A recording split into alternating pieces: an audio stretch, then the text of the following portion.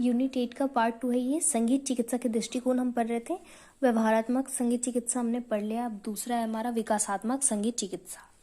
ठीक है, तो विकासात्मक संगीत चिकित्सा जहां रोगी द्वारा सामना की जा रही मनोसामाजिक विकास समस्याओं में सहायता के लिए इस संगीत चिकित्सा का उपयोग किया जाता है। ये समस्याएं पारस्परिक समस्याओं, संज्ञानात्मक कौशल समस्याओं और मतलब इंसान जब कम्युनिकेट नहीं कर पाता है, उनकी डे टू डे लाइफ में भी प्रॉब्लम होने लगती है, तो उसमें म्यूजिक थेरेपी के थ्रू यानी विकासात्मक संगीत चिकित्सा के थ्रू उनकी दिनचर्या यानी रोजमर्रा की जिंदगी में उनको नॉर्मली बिहेव करने के लिए या उनका डेवलपमेंट के लिए हम ये थेरेपी का इस्तेमाल करते हैं, जिसमें कि इंसान चलने फिरने, बात करने, ठीक है, कम्युनिकेशन के लिए संज्ञानात्मक, भावात्मक, फीलिंग्स, संवेगों और सामाजिक जैसे कामकाज को करने में सक्षम होता है।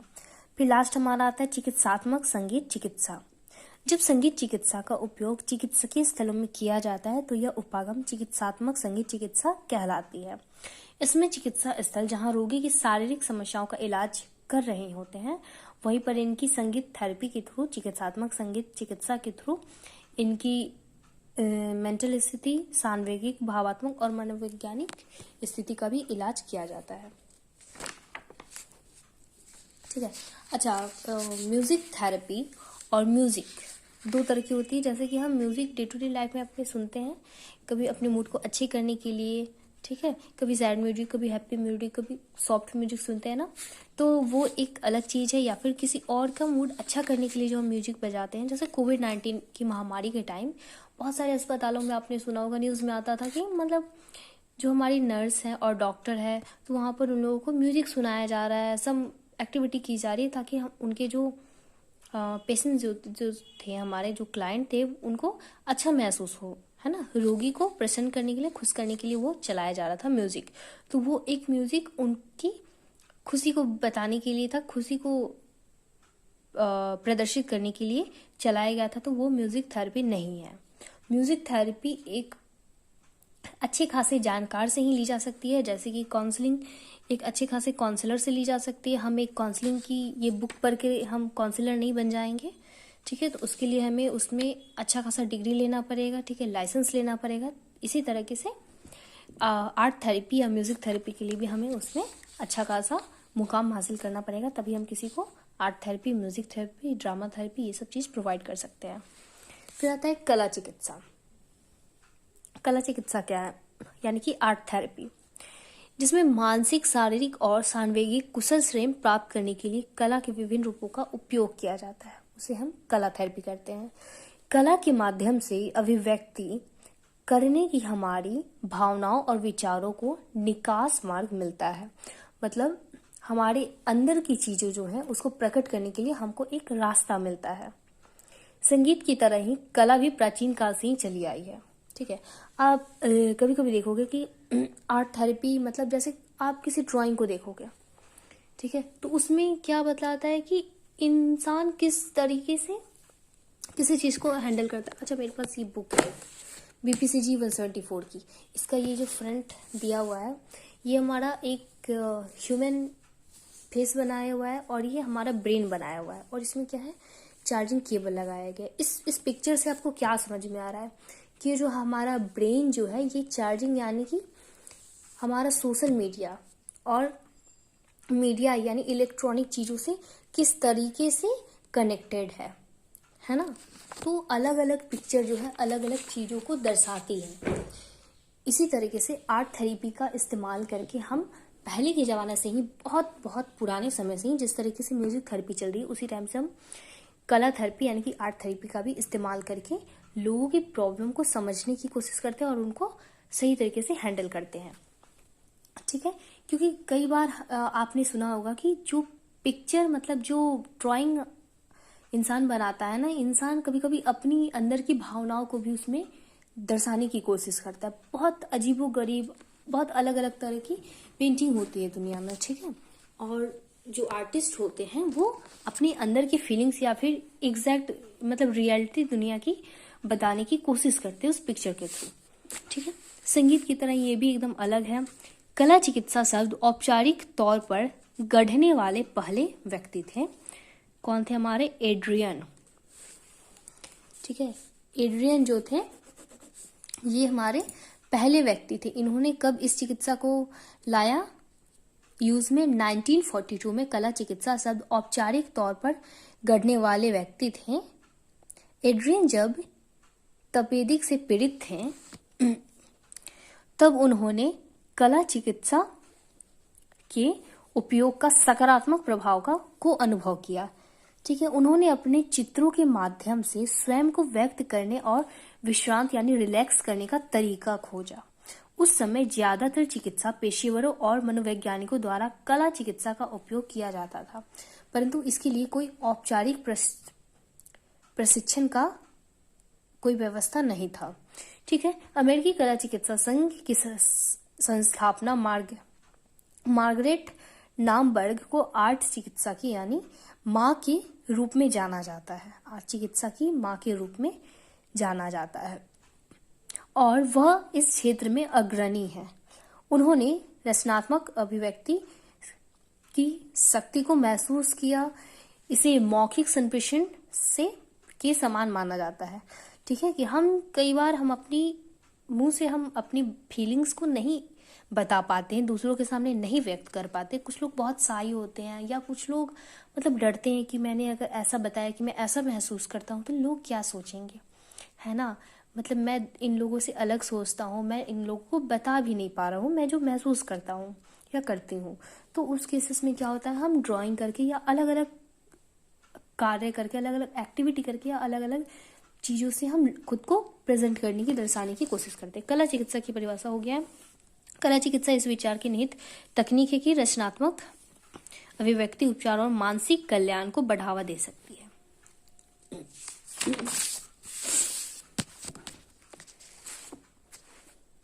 अच्छा, कला के दो उपागम होते हैं। पहला, एक तो यह कि स्वयं की अभिव्यक्ति के रूप में कला रचनात्मक, कलात्मक गुणवत्ता और सौंदर्य पहलुओं पर केंद्रित है। यह व्यक्ति को स्वयं को खोजने और आत्मबोध के मार्ग पर ले जाती है। ठीक है, खुद को ढूंढने में इंसान की हेल्प करती है और आत्मबोध के मार्ग पर भी लेकर के जाती है। इसमें इंसान अपने संवेगों, अपने इमोशंस के संपर्क में आता है कि हाँ मैं ऐसा महसूस करता हूँ, मेरा नजरिया ये है दुनिया को देखने का। ठीक है, खुद के बारे में जानना आत्मविश्वास बढ़ाती है, अपनी जो सामाजिक सोच है उसमें सुधार लाती है। ठीक है, बौद्धिक क्षमताओं का विकास करती है, सांस्कृतिक परिवर्तन को भी बढ़ावा देती है। और दूसरी तरफ ये होता है कि किसी व्यक्ति के अवचेतन भाग में जाने से संबंधित है। ठीक है, सबकॉन्शियस माइंड में जाने से संबंधित है। यह इस पर केंद्रित है कि व्यक्ति अपनी कला सामग्री में क्या प्रस्तुत करते हैं।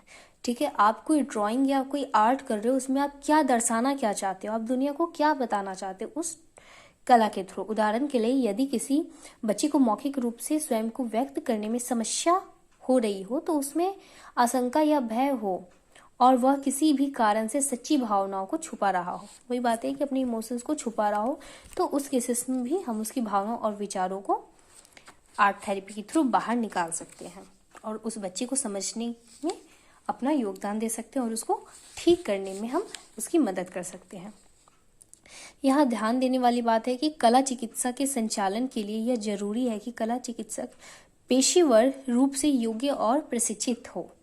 ठीक है, इसमें भी वही बात की है, पेशेवर रूप से योग्य और प्रशिक्षित हो, मतलब वो योग्य होना चाहिए, उस काबिल होना चाहिए और शिक्षित होना चाहिए। ठीक है, मतलब एक बुक पढ़ के या 4-5 बुक करके पढ़ के हम उस बुक में मास्टर नहीं बन सकते हैं। ठीक है, हम एकदम काउंसलर इस बुक को पढ़ के नहीं बन सकते हैं।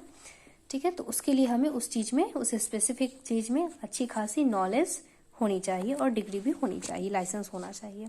कला चिकित्सा के लिए रोगी और चिकित्सक के बीच इस समझ की जरूरत होती है कि कला उनके बीच संचार का माध्यम है, यानी कला उनके बीच कम्युनिकेशन और बातचीत का माध्यम है। तो कला चिकित्सा के चिकित्सकीय उपयोग, कला चिकित्सा में चरण है, यहाँ पे 4 चरण बताए गए हैं। पहला है, इसकी शुरुआत आकलन से होती है, यानी गिनने से होती है, जिसमें क्लाइंट की समस्या का आकलन किया जाता है, क्लाइंट के बारे में जानकारी एकत्र की जाती है और फिर कला चिकित्सा की उपयुक्तता का निर्णय लिया जाता है कि उसको यूज करना है या नहीं करना है, या कोई और थेरेपी यूज करनी होगी। ठीक है, इसके बाद दूसरा आता है क्लाइंट के साथ तालमेल बनाना। ठीक है, तो तालमेल तो हमने पहले भी बहुत बार पढ़ चुका है। फिर आता है तीसरा, आता है इसके बाद क्लाइंट को कला चिकित्सा की विशेष तकनीक में शामिल होने और स्वयं को स्वतंत्र रूप से व्यक्त करने के लिए प्रोत्साहित करना। कि ठीक है कि ये आर्ट थेरेपी है, बस आपको आर्ट करना है, आपको कुछ भी बात नहीं करना है। ठीक है, आप बिल्कुल भी टेंशन नहीं लो, आपको जो मन आप सो बना सकते हो, सो कर सकते हो। ठीक है, उसके अंदर प्रोत्साहन भरना, उसके अंदर एक्साइटमेंट भरना, ये काम होता है। और लास्ट हमारा आता है समापन चरण को चिकित्सकीय संबंध के अंत से चिन्हित किया जाता है कि वो जो आपका जो थेरेपी वाला सेशन जो है वो एंड कैसे करना है, उसके बारे में। कला चिकित्सा के लाभ के बारे में देख लेते हैं अब हम। इसके बहुत सारे लाभ है। शोध अध्ययनों से कला चिकित्सा के उपयोग के लाभ पाए गए हैं। जिन रोगियों में स्तन कैंसर का निदान किया जाता है, यानी ब्रेस्ट कैंसर वाला, उन पर कला चिकित्सा के उपयोग से उन्होंने मानसिक और शारीरिक दोनों तरह से अपने स्वास्थ्य में सुधार पाया है। ठीक है, इसी तरह ह्यूट द्वारा कार्यस्थल तनाव से पीड़ित, यानी हमारा जो कार्यस्थल, यहाँ जहाँ हम जॉब करते हैं, काम करते हैं, वहाँ पे जो स्ट्रेस होता है उसको हैंडल करने के लिए भी हमारा आर्ट थेरेपी बहुत ज़्यादा हेल्पफुल रहा है।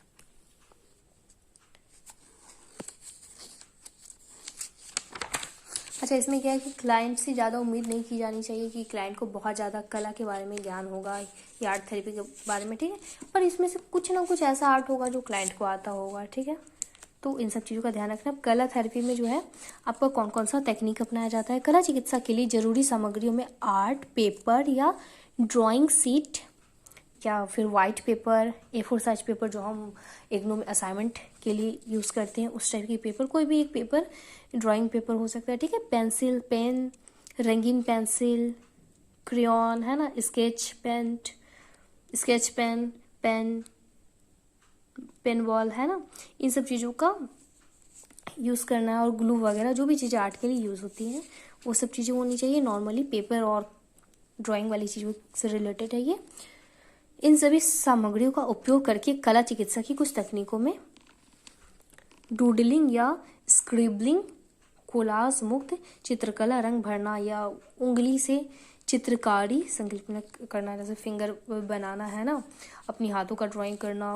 कुछ लोग बहुत कुछ की ड्राइंग भी होती है ना, अगर मतलब टेढ़ी मेढ़ी हो या अजीब तरीके से, वही बहुत अच्छा ड्राइंग करता है, लेकिन जब इंसान बहुत ज़्यादा परेशान होता है तो उसकी ड्राइंग भी ख़राब होने लगती है। ठीक है, अच्छे अच्छे आर्टिस्ट के साथ भी ऐसा कुछ होता है। तो उन सब चीज़ों भी, छोटी छोटी चीज़ों पे भी ध्यान दिया जाता है इन सब थेरेपी में या काउंसलिंग में।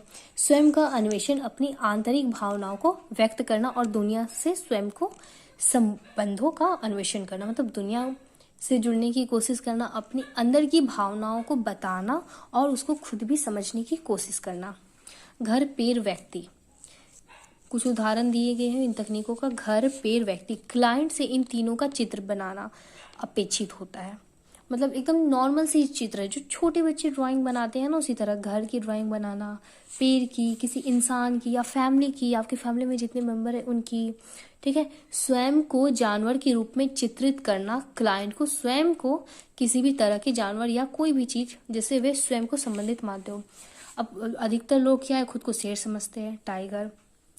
ठीक है, कुछ लोग खुद को मतलब कुछ भी समझ सकते हो, कोई भी एनिमल या कोई भी बर्ड, है ना, उससे कंपेयर करते हैं। तो वो भी चीज़ इंसान को दर्शाता है कि वो इंसान शांत रहने वाला है या मतलब बहुत गुस्सैल टाइप का है या एकदम दबंग रहने वाला है, बिंदास रहने वाला टाइप है। ठीक है, तो इंसान की ड्राइंग, हैंड राइटिंग, हर चीज़ आपके बारे में बतलाती है। ठीक है, फिर आता है 3 इच्छाएं, कि आपकी 3 इच्छाएं क्या है। अगर उसको पूरा करने का मौका मिले तो आप सबसे पहले कौन सी 3 इच्छाएं करोगे। जैसे भगवान किसी को दर्शन देते हो, क्या बोलते हैं कि वत्स, आप हमसे 3 इच्छाएं मांगो, हम उसकी पूर्ति अवश्य करेंगे। ठीक है, तो उसी तरीके से क्लाइंट की हेल्प करने के लिए काउंसलर इन सब बातों को उनके सामने रखते हैं। फिर चित्र पूरा करना, क्लाइंट को अधूरी ड्राइंग शीट दी जाती है, उसमें आधा अधूरा ड्राइंग बनाया जाता है और उसमें ऐसे ऑप्शंस रहते हैं कि 2-3 तरीके से आप ड्राइंग बना सकते हो। मतलब उसमें जैसे कोई होता है ना, जैसे साइकोलॉजी में बहुत सारी आर्ट थेरेपी में आती है कि कुछ आधी अधूरी ड्राइंग दी है, उसमें कलर करिए या फिर आप उसको पूरा कंप्लीट करिए। तो आप अलग अलग तरीकों से भी कर सकते हो, ये सब चीज़ें शामिल रहती हैं। फिर आता है क्रीड़ा चिकित्सा।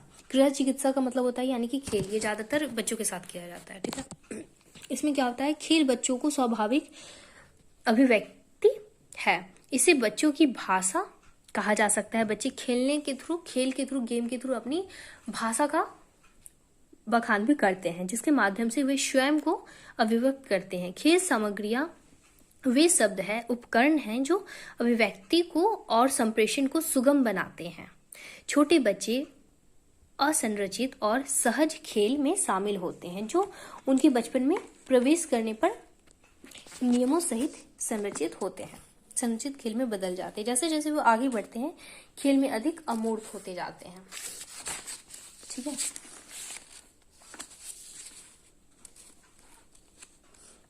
सोच भी शामिल है। खेल की सामान्य अवकाश, समय, गतिविधि का उपयोग चिकित्सकीय हस्तक्षेप के रूप में किया जाता है, विशेष रूप से बच्चों और किशोरों के मामले में।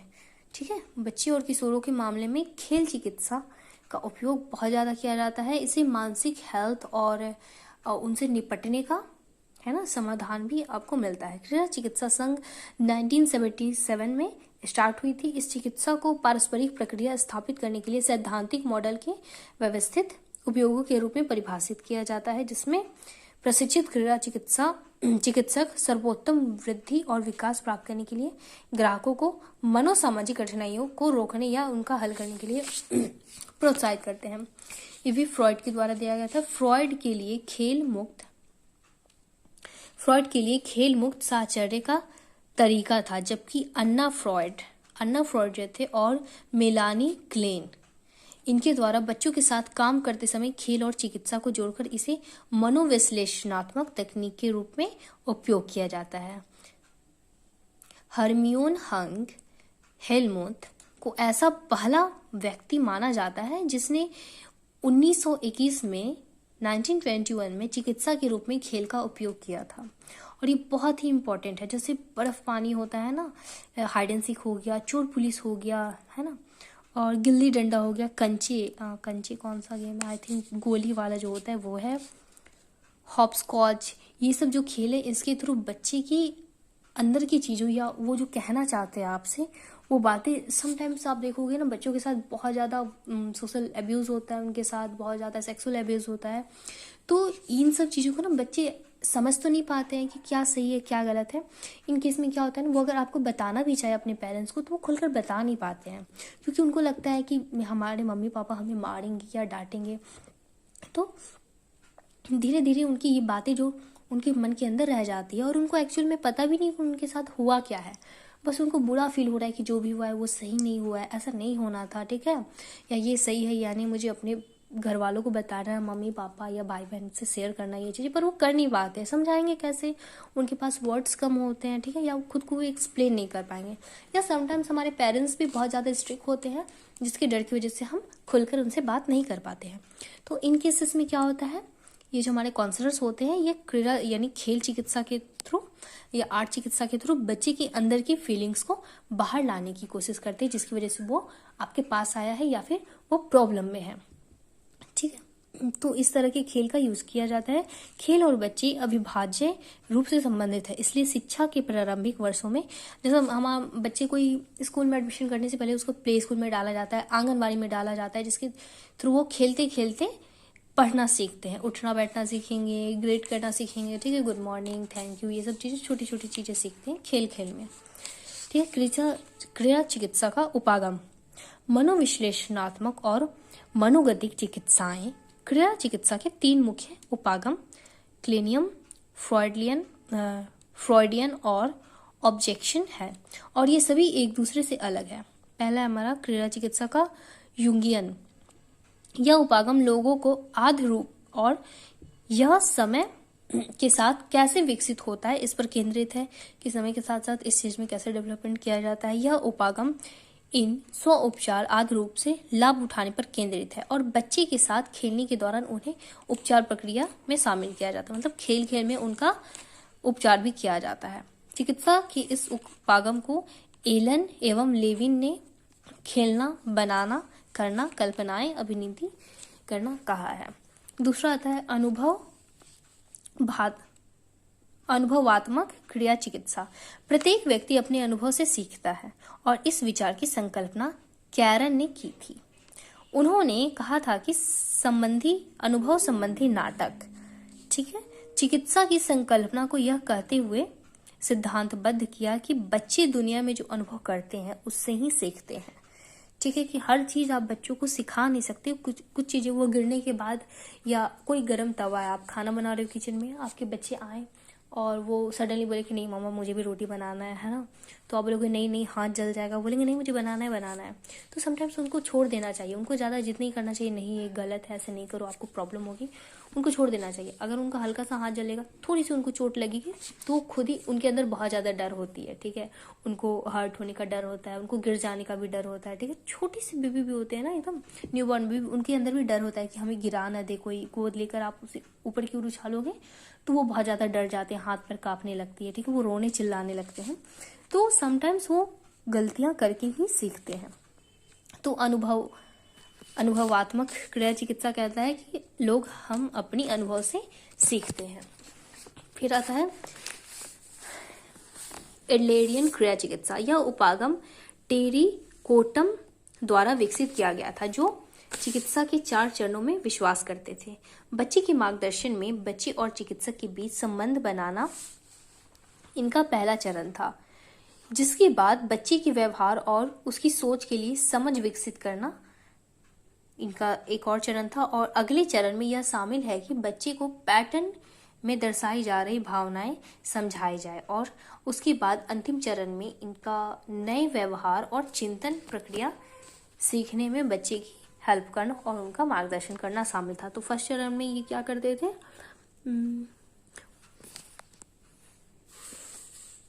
पहला चरण था, जिसके बाद उसके बच्चों के बिहेवियर के बारे में उनकी सोच और समझ विकसित करना। फिर उसके बाद उनका जो चरण था, पैटर्न बना देते थे, उस हिसाब से उनको भावनाएं, उनकी फीलिंग्स समझाई जाती थी।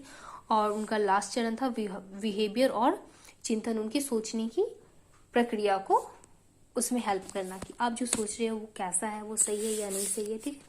फिर आता है संज्ञानात्मक व्यवहारात्मक क्रिया चिकित्सा। यह उपागम सुशान नेल के द्वारा विकसित की गई थी।